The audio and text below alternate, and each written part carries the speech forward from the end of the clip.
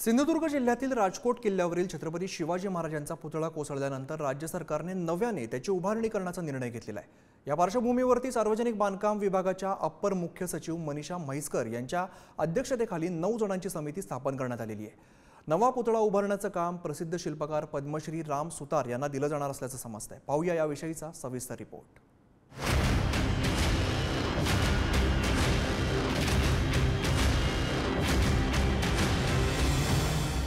राजकोट किल्ल्यावर शिवरायांचा पुतळा 8 महिन्यात कोसळल्यानं राज्यभरात नाराजी पसरली।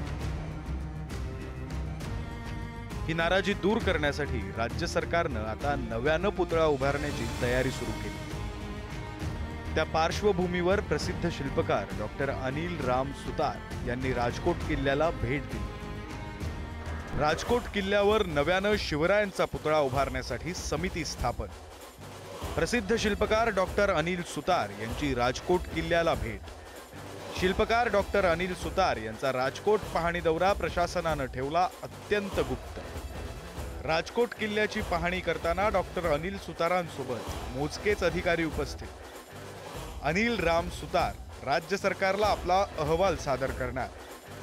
मालवण किल्ल्यावरील जो पुतळा कोसळला त्याची पाहणी देखील त्यांनी शुक्रवारी दुपारची म्हणजे 12च्या सुमारास त्यांनी येऊन बघितले होते। 10 ते 15 मिनिटं त्याचा परिसर त्यांनी न्याहाळला होता, कारण महाराष्ट्र शासन हे सध्या नवीन पुतळा उभारणीचे एक समिती गठीत करण्यात आली आहे। तसेच पुतळा जो कसा पडला याची शोधण्याची एक कमिटी आहे। त्याच अनुषंगाने सर्व ह्या बाबी तपासल्या जात आहेत। त्याच अनुषंगाने राजकोट किल्ल्यावर आले होते आणि त्यांनी पाहणी केली आणि तो अहवाल देखील ते आता आपल्या महाराष्ट्र सरकारला सादर करणार आहेत, अशी एक माहिती आपल्याला समजत आहे।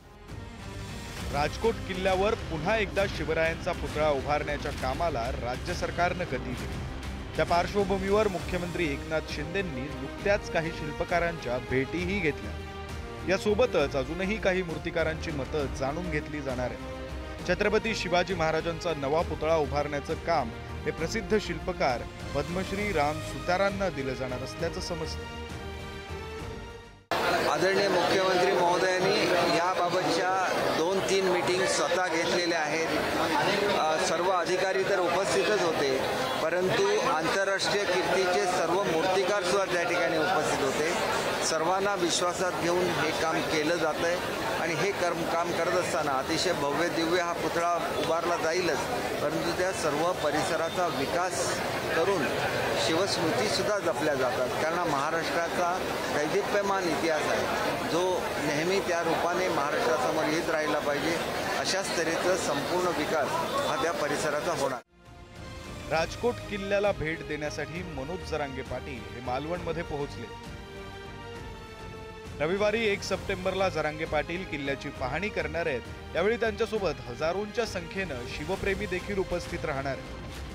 मालवणामध्ये कुंभारमाठमध्ये जानकी मंगर कार्यालय आहे, तिथं ते मुक्कामाला येणार आहेत। त्यांच्यासोबत साधारणतः 100 ते 125 लोकांचा ताफा असणार आहे आणि ते मुक्काम झाल्यानंतर उद्याच्या दिवशी सकाळी एक साधारणतः 9च्या दरम्यान ते राजकोटला भेट देणार आहेत आणि जिल्ह्याभरातनं सगळे मराठा बांधव हे त्यांच्या स्वागतासाठी आणि त्यांच्या समवेत सुद्धा राजकोटला जाणार आहेत।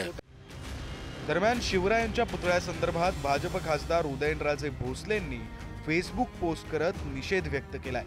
या दुर्दैवी घटनेचं कोणीही स्वतःच्या लाभासाठी राजकारण करू नये असं आवाहन उदयनराजेंनी केलंय।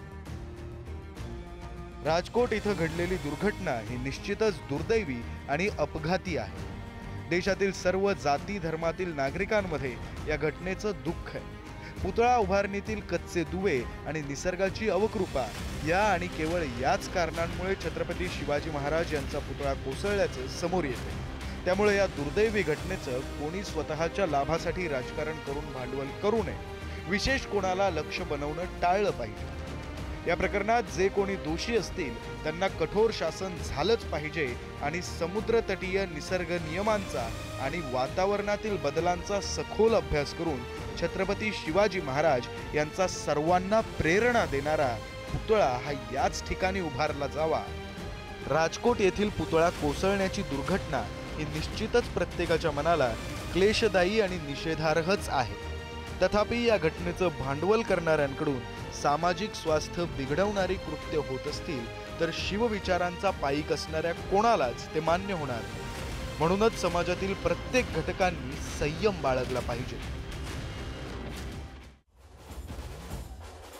8 महिन्यांपूर्वी उभारलेल्या शिवरायांच्या पुतळ्याच्या दर्जावरून अनेक सवाल उपस्थित होत आहेत. त्यामुळे आता सरकारनं नव्यानं पुतळा उभारताना योग्य ती खबरदारी घ्यावी.